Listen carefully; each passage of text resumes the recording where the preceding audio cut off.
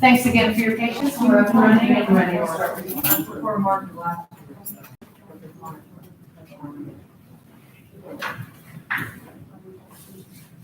Okay, it's 6:05 and I should call the meeting to order. Before we begin, say the pledge of allegiance to the flag.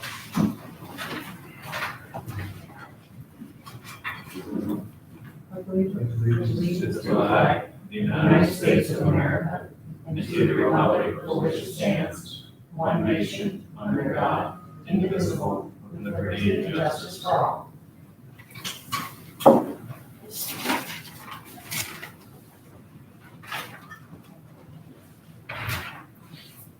I'd like to start off by reading the statement of purpose of the Historic District Commission. Rubric Historic District Commission is charged with the preservation of historic structures and surroundings within the designated district in order to safeguard the heritage of the city, stabilize and improve property values, strengthen the local economy, and foster civic beauty. So the roll call. Chair Donheim is absent. And my vice chair, Joe Hoffman, present. Bill Detterman, present.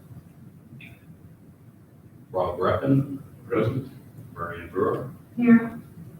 And our alternate, Daniel Filer, is not here. Commissioners, if you could review for approval the agenda. I'll make a motion to approve the agenda. Second. We have a motion and a second. All those in favor? Aye. Opposed? None. Okay, so the agenda passes as written.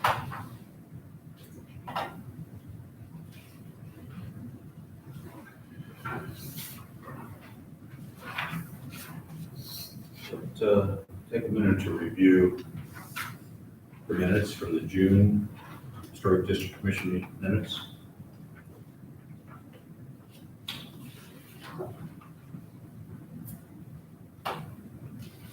We've had time to review. Like a motion. I move we approve the minutes. We have a motion to approve. Second. And a second. Approving the minutes, yay or nay? Yay. No nays, so it is. Project presentations, our first project, Alan and Bonnie Hanft, Fatboy's Pizza, 116 East Main, a window mural installation. Alan and Bonnie, could you please come up and join us? Sure. And please bring a chair. I'm sorry we don't have them up here for you.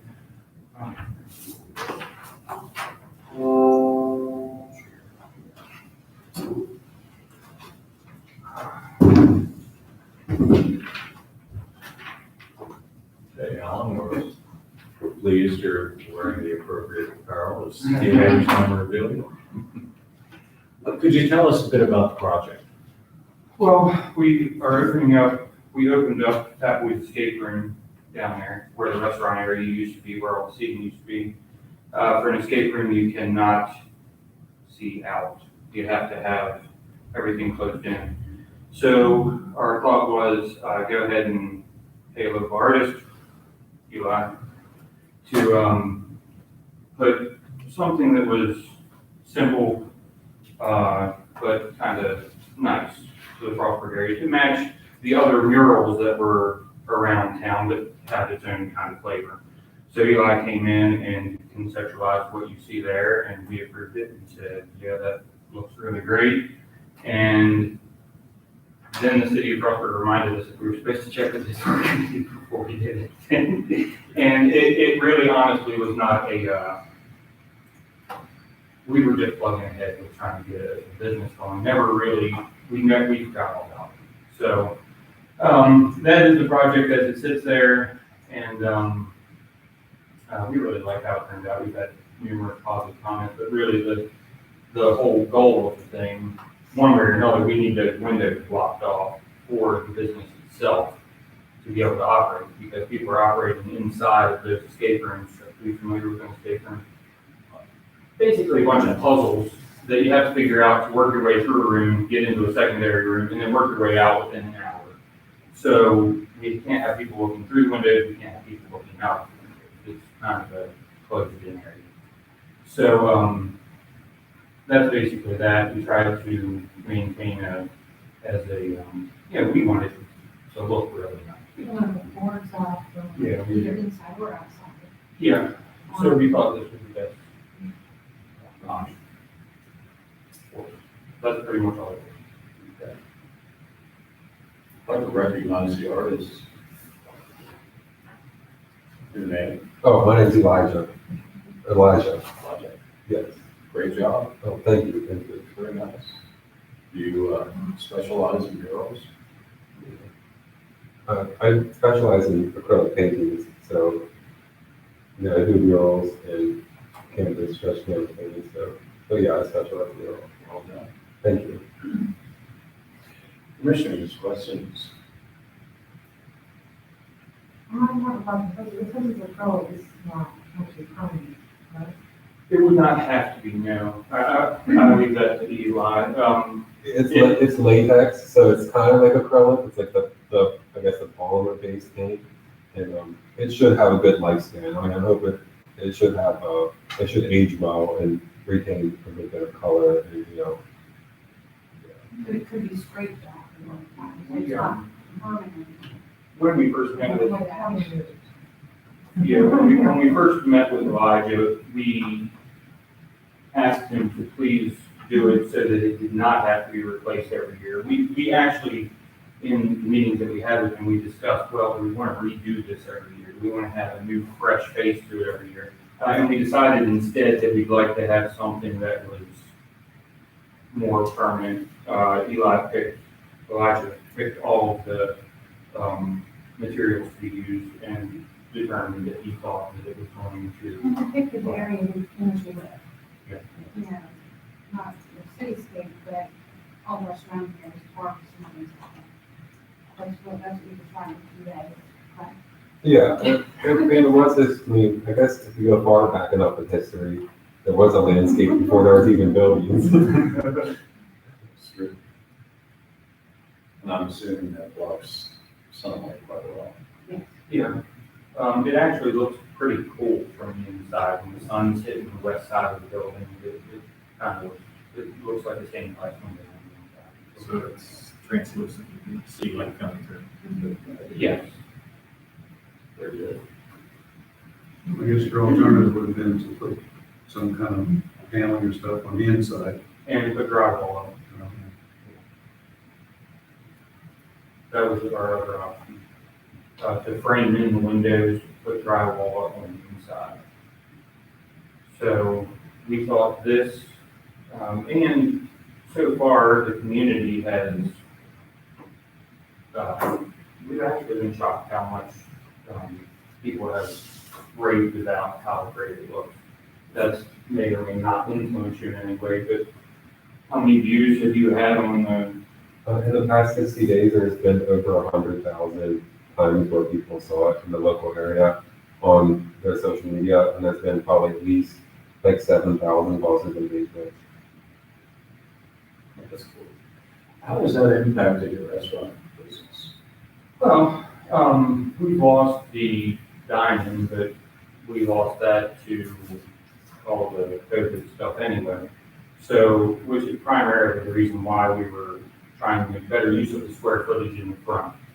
So we put that out there, and we're still doing absolutely fine as a carry-on delivery establishment.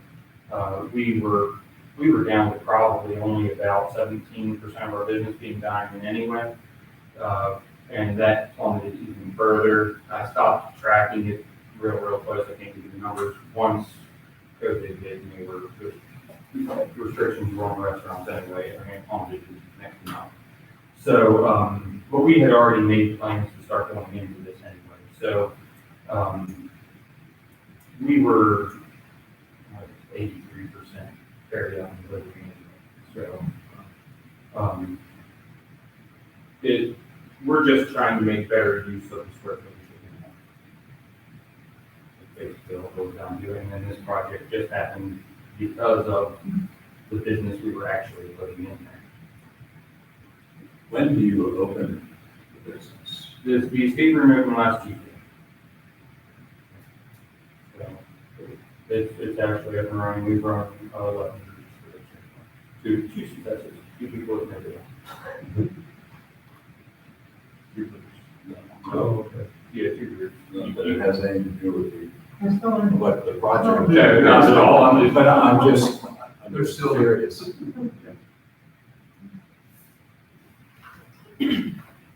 how often do you have, I'm curious too, I've never been in an escape room. How often do you have to change your puzzles and stuff? We're planning on changing the escape room each escape room once a year. There's 2 in there. So there's only one up and running right now. It's called Fun Loving Criminals, where you go in and it's a bank heist idea. Tellers out to lunch. You have you have an hour to break into the safe and hightail it out of there while the teller's out to lunch.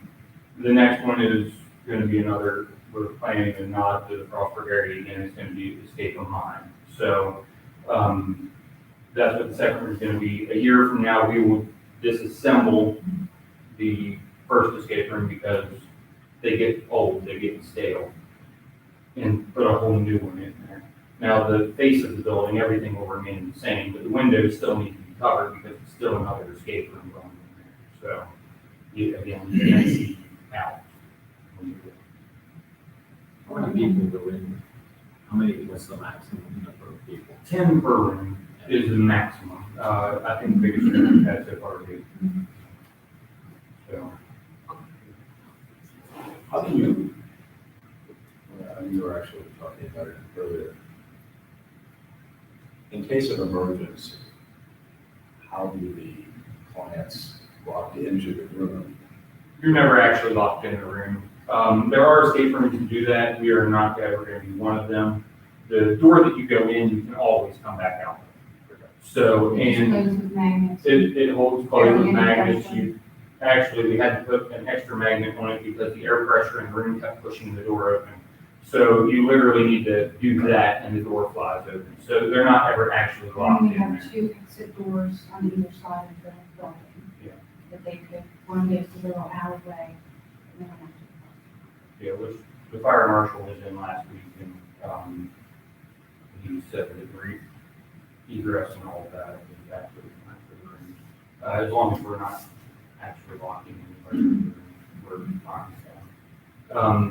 But you can always get back out. Everything is monitored in the room with 4 cameras, and we can hear everything that they're talking about, and we can turn on microphones so that they can hear us on the other side also. So, that's what we We covered. warn them all before they go in. I couldn't even tell you that to evacuate, it's not part of the Yeah. game. You need to evacuate. If we come in and tell you there's a fire in the building, it's not part of the game, so. But that's basically was the project. I believe Elijah did a daggone good job on it, and did exactly what we were looking for. I think it's faithful, and I think that it's, we have people taking pictures of it all the time, so. it's kind of good. I know the first time that I rode down Main Street, every day. No, it's all there. It does stand out a lot. Well, commissioners, have you had a chance to review the application for purpose of making a motion? Any further questions? I have a motion. I'll make the motion. Right. Such as really, building. I think it's, I think we're in the district now. I've studied the application and all relevant documents, presentation related to this case, and I'm familiar with the property in question. I find that the proposed changes are compatible with the neighborhood because the general category has made designs to be able to put arrangements that during materials for years. Based on these findings, I move to approve the proposal because the use of exterior materials replaces the one that makes the original materials for significant buildings in district pursuant to section 4-1-1-2. Thank you, Ryan. Do we have a second? Second.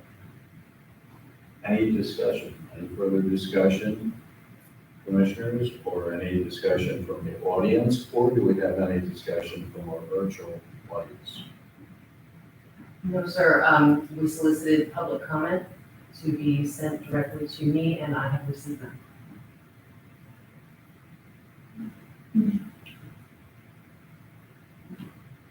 Discussion? All in favor of the motion? Aye. Any opposed? Motion passes. Well, guys, done a good job. I'm glad you did a good job, actually.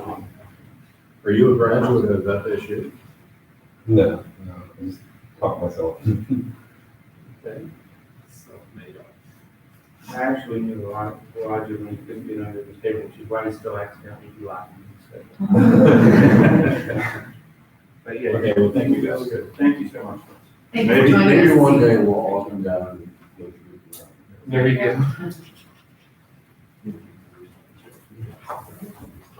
It's for sure.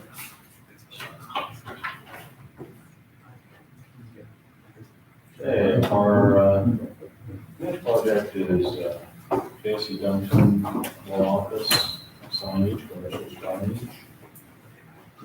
We have someone representing you. We do. Jayci Duncan is not able to join us this evening.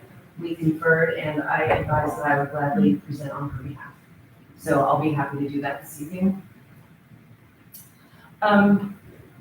As you know, the law office of Jayci Duncan has moved from its West Main Street location, right at the corner of Broadway and West Main, to 13 East Main, where former Misty Blue Fashions Boutique was. That's her new office. In the old office, as well as the new, she had the window cling style vinyl signage that's wax on, feel off kind of style. Based on our zoning ordinance, we consider that type of signage temporary, and we don't issue permits for that. We simply allow it to happen. So that's what's happened at this new location as well. The large sign on the front window is a vinyl window cling that's easily removable. The sign that we would seek approval for this evening is a projection sign that hangs just under the awning right in front of the business. Based on our zoning ordinance, projection signs are permitted, in addition to the allowances for wall signs when designed and placed for the purpose of identifying the business or pedestrian walking along the same side of the street. Projection signs shall have a maximum area of 5 square feet. The bottom of the sign shall be a minimum of 8 feet above the sidewalk, and the sign shall not project more than 3 feet from the wall of the building in which it is placed. I have a photo to share with you of the sign.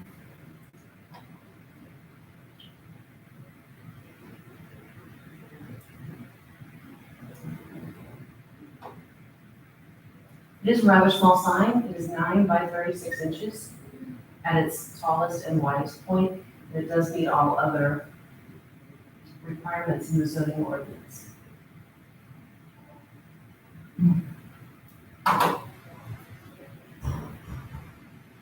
Unless there are any questions or comments or any further discussion, I would ask for a motion in a second to approve the sign.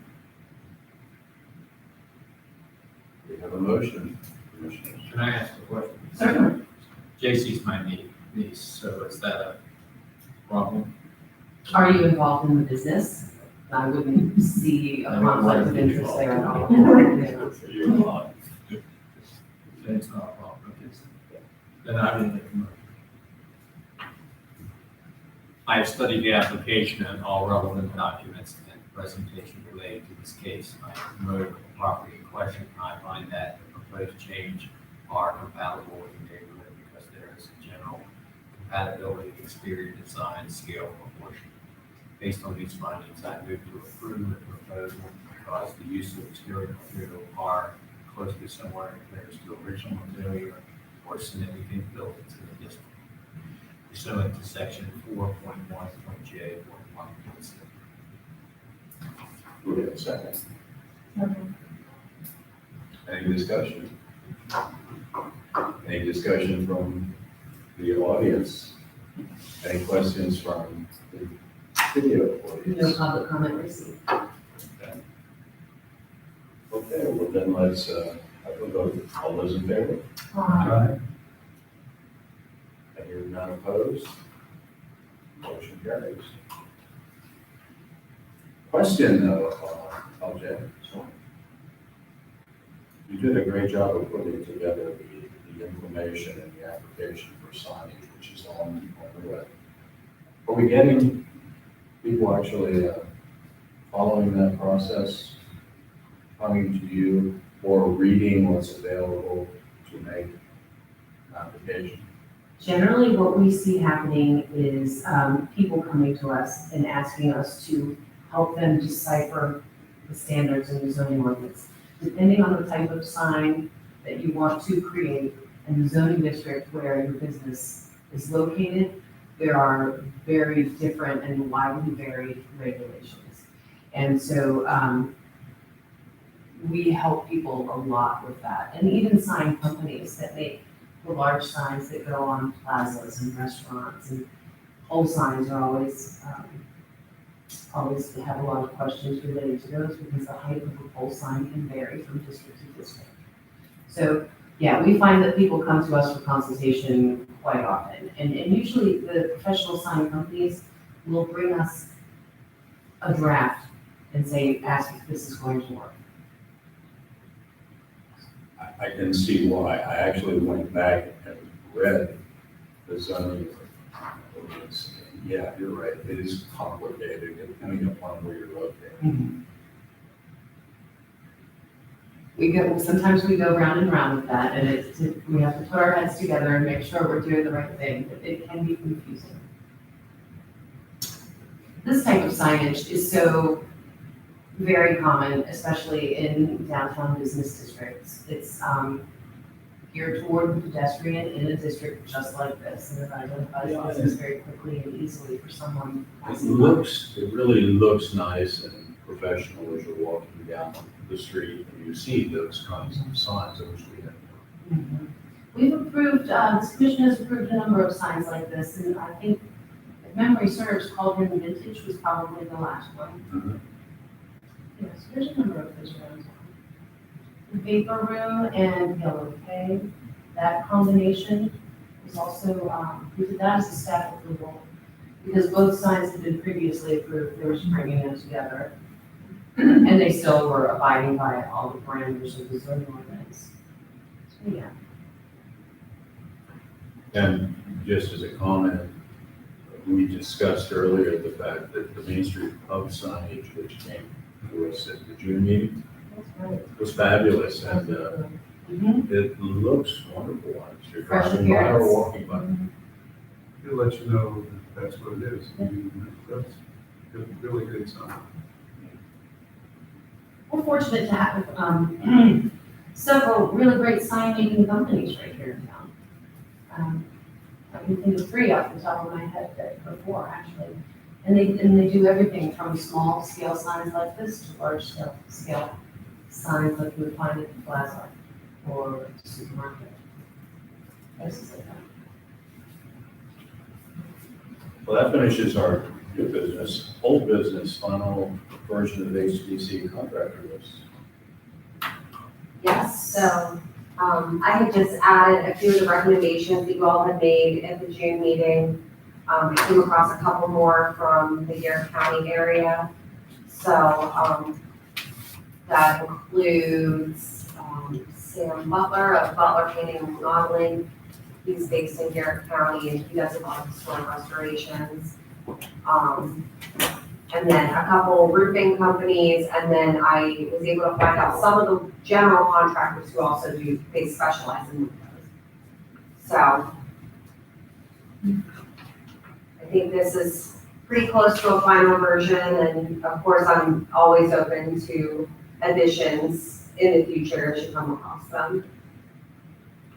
I think it's going to be helpful. And a question comes up. Is it appropriate for us to, in any way, publicly promote this group?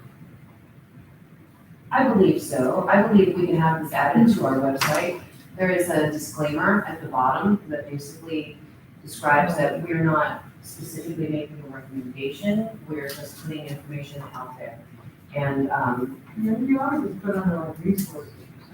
So, providing some resources. I think it's really important because I know a number of the groups on the list. In fact, I have one of them in my house for a couple of weeks this summer.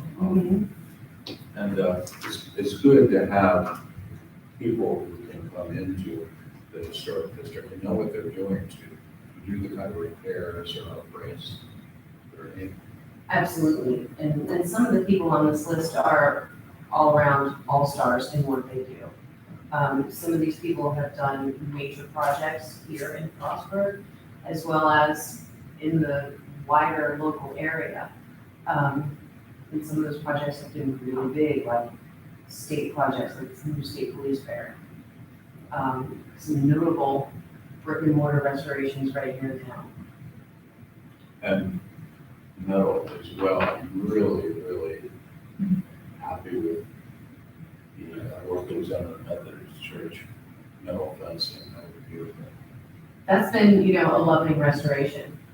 And it was really nice to see. It was sad to see the fence in disrepair, but it's a very lovely restoration. I was gonna mention that too. If I haven't walked down to see it up close, but there's right down the street of the last night. That was a lot of work. And the way they installed it, they took time, the patience to do it right. Well, I watched them all. Yeah, I'm sure you did. There were times they were just like, back on the truck. They got there early in the morning, and sometimes they on the side, and I take everything. Are the people who did the metal work on this list? No. It was Ruby. It was Ruby.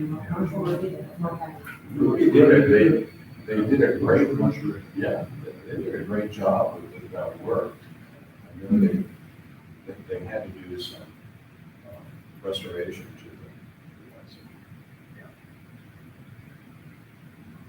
the. We'll definitely add them to the list. They actually did some work at the former City Hall location in our rear parking area. They did a nice safety fence and railing for us back there. Yeah, breaking that little tiny community.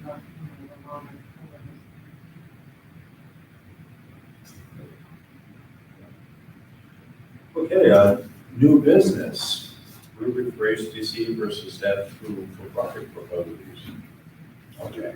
So clear up some confusion that we have when we're looking at a project and we're thinking, would that be staff approval, or is that something that really must come before the commission? So we went back to the ordinance. And the section that brings this up reads as follows. In specific cases, such as where the proposed work involves substantially identical replacement in kind or as delegated by the commission, the staff of the department, in consultation with the community development director, may determine that an application meets all requirements of these regulations, in which case a historic district certificate of approval may be issued at the administrative level, and commission review and approval shall not be required.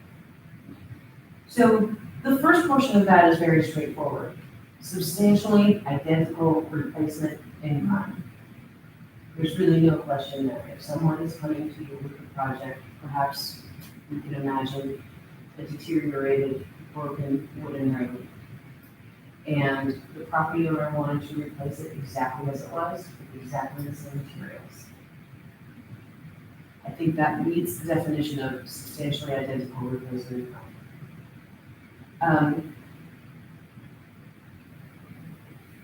What's a little more hazy, perhaps, is the section that says, or as delegated by the commission. So I kind of divided this up in my mind in two ways. We typically look at residential applications and we look at commercial applications. Some commercial applications have to meet building codes adopted at state and federal levels. And always commercial applications have to meet Office of the State Fire Marshal requirements. So in that regard, it occurs to me that as delegated by the commission could potentially cover an alteration that is insistent on or is required by building code or Office of the State Fire Marshal. Because there's really no way around that. So Bethany has found some sample rubrics that walk you through this process. And it's literally an if this, then that situation. And so at that point, I thought I'd let you elaborate on that a little bit more. Sure. So, just certain projects that are kind of minor in scope. I know, for example, tonight with, the Fatboy's mural, we don't have any provisions within the code for public art. So, you know, is that something that we could staff approve, or is that something that the commission would want to see every single time? You know, I think that it would be a good thing to at least open a conversation between staff and the commission about what is generally acceptable, if that makes sense. And I looked to see if there was anything in the ordinance, I didn't see it. Well, see, I considered that paint. That was like a paint job. Paint job And it and not only wasn't that, permanent, but because removable.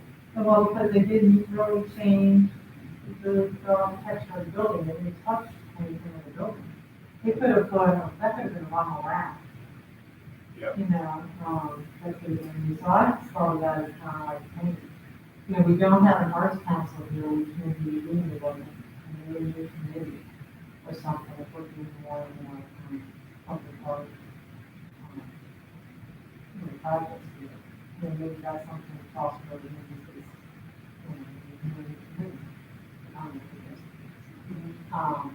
because art is so subjective. Well, I didn't think of it before, but will somebody in one of the original structures think it's okay now to paint their windows the same way that they did? Obviously, that Well, see, that's structure weird. is because- not old. Neither is the one Jayci's in, that was burnt down, and it's a new structure. But I wonder, do we have any say if somebody starts deciding they want it? Since you let this building go with the mural, with what our mural. We don't have rules on like this condition. People with color. Not color, you know. The way I saw it was, it's an alteration. By definition, it was an alteration of the agreement. I think we've set a precedent, Absolutely. having brought it to the meeting, and because it's something we've not discussed before, it's another reason to have this discussion now. And then that does lead to the question that you were suggesting that who judges whether something is appropriate, inappropriate? Or does anyone judge that? Right, and what we don't want to get caught doing is making arbitrary decisions. That's not a defensible decision, right? And, you know, in as much as the sign, that small projection sign, it met all parameters of the ordinance. It's a permissible thing, but it is an alteration. Again, it's an alteration of our streetscape and our view. in our historic district. Another interesting thing to consider in both of these situations is that both of these buildings are considered non-contributing to the historic district because they are modern. Yeah, because I was thinking, if that had been done to a, let's say, Eastern Express or something, I might have had a lot of problems saying, I think that should go. We were worried when the boards went off on Eastern Express, although we completely understood that there was damage happening. Yes. They had to protect what they had. Sure. And now the boards are back down and the glass is repaired, so that was just a temporary situation. And we did do outreach to Mr. Zhang and the family there, saying, you know, we'd be happy to work with you on anything, you know, consult wherever you need, offer an extension on the timelines, whatever it takes to, you know, make sure this doesn't happen again. Let me give you an example of something that's bothered me in the long term. And that's the signage on all of the windows in the Pritchard building. The stickers have been up for years. And as you're coming to Main Street, down Broadway, your stoplight, you look up and you see that. This has been years, and it really is very appropriate. Yeah, I said, Yeah, like someone I would see. road, you look up there. Well, it's and not see- mounted, it's, the framing doesn't fit the opening, and they have to fill in the gap, there's a gap below the window. And, but I'm like you, I keep thinking, I could get up there with my razor. Yeah, I could clean them off in an hour. numerous code enforcement issues with that building in particular. Most recently, the rubber roof. Well, the rubber roof has been a problem for quite a while, but most recently, the issue came to the fore, and it got to the point where strong code enforcement action had to be threatened to get some sort of repair made. In some respect, we were successful in getting some sort of repair made.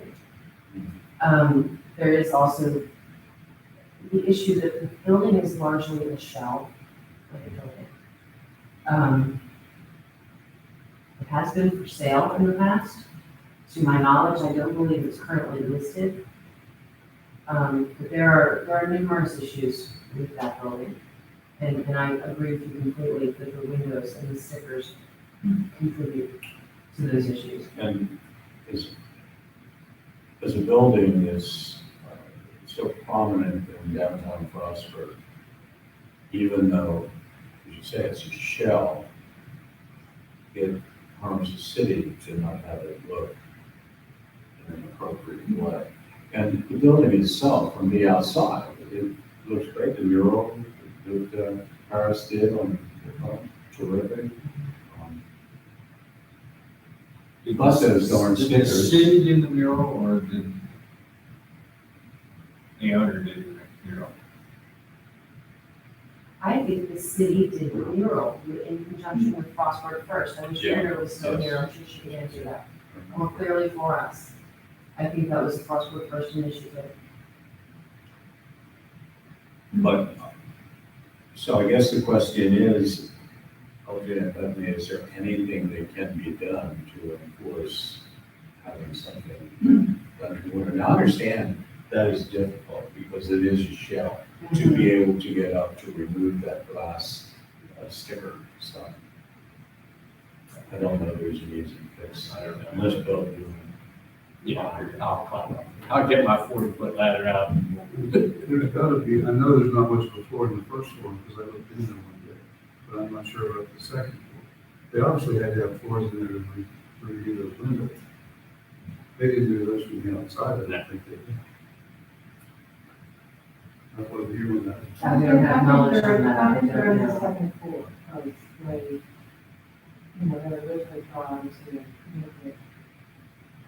them stay have the upstairs, and the downstairs, but, they couldn't put the alleyways, so they couldn't have an exit.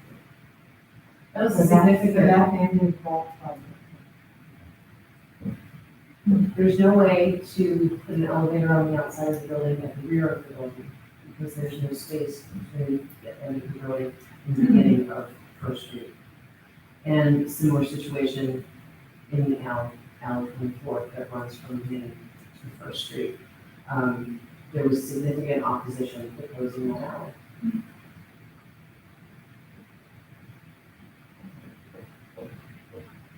No one's telling us to decide You know, We use so- that pad and that was kind of the policy.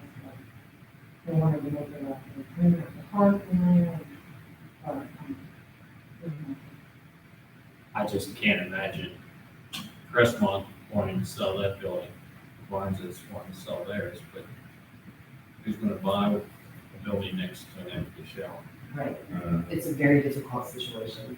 So in terms of just the windows and cleaning up the windows, we'll certainly consult the International Property Maintenance Code and see what we can find that might specifically reference something like that.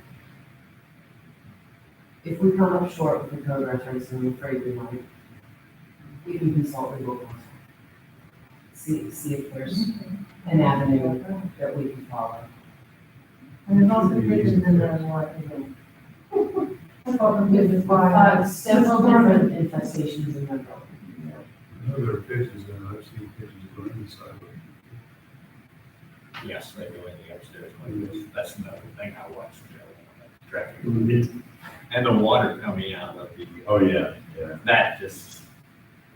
The PVC pipe runs it right off. I know. now back to that mural issue, to me, kind of the difference between that and other ones, or going forward with this is, that mural was designed so you couldn't see in or out. And that might be the thing that, that's not something we probably want anywhere else. That is a unique situation to that type of Right. business venture. I hadn't appreciated that until he explained that. Right. Obviously, if you're going to have an escape room kind of setting, you can't have someone else on the outside coaching and saying, okay, here's what you do. So that defeats the purpose of the name. I think he did a very good job of using the right terms and And justifying everything that he was doing. Although as a banker, I do not really appreciate the thing. Well, Don't give me escaping your whole mind might be scary. Yeah. so they're all practicing, see if they go out in the real world and accomplish those things.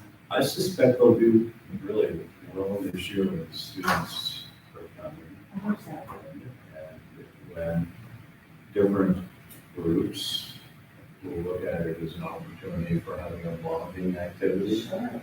It's a great family fun activity. They've had 11 since last Tuesday, That's pretty good.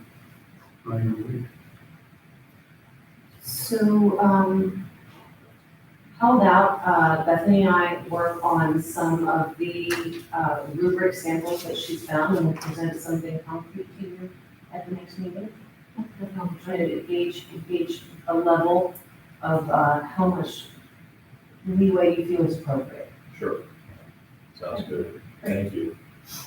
And speaking of next meetings, that comes to 10.2, October, November meeting schedule. So, the second Monday of October is, the 11th, and that is Indigenous Peoples' Day, also commonly referred to as Columbus Day. In the past, City Hall has observed the Columbus Day holiday. However, we are not doing that anymore. We will be working on Columbus Day. So, in the past, we've rescheduled that meeting when we had that conflict. Do we need to reschedule it now? Would you like to continue with that procedure, or is it okay to go ahead and meet on that day for you as well? I usually have that day off. So, I mean, If we kept it on Monday, I couldn't do the week before or after. So that's a better one for me. Yeah, I can just stick with Okay, and in the event plans change, we can always call our alternate, and as long as we have 3 members present, we should perform, so there's a little room for absenteeism. I'll have to work that Tuesday, so I'll be back. Yeah, I don't want to do the weekend. right, okay, we'll plan to keep it at that date. And then, sometimes the November meeting has a conflict because of Veterans Day. But this year, Veterans Day falls on a Thursday, so there's no conflict, and we can keep the November meeting in place. Okay. Okay? Good. We're planning something special for the September meeting, in addition to talking about the rubric and any other applications we may have to discuss. I'd like to invite our green team to join for a historic district commission meeting. Because, as we all appreciate, historic preservation is a very green effort. And I think the green team will appreciate that. So I'd like to have the opportunity to introduce you all together and discuss some of our common initiatives. And I like that idea because we have had instances of this solar cells being installed on the top of buildings, or it could be on the sides for that matter. We've been able to work through the issues when it comes to historic buildings. Exactly. And that's a very good topic. for Right, us. when you're talking about energy,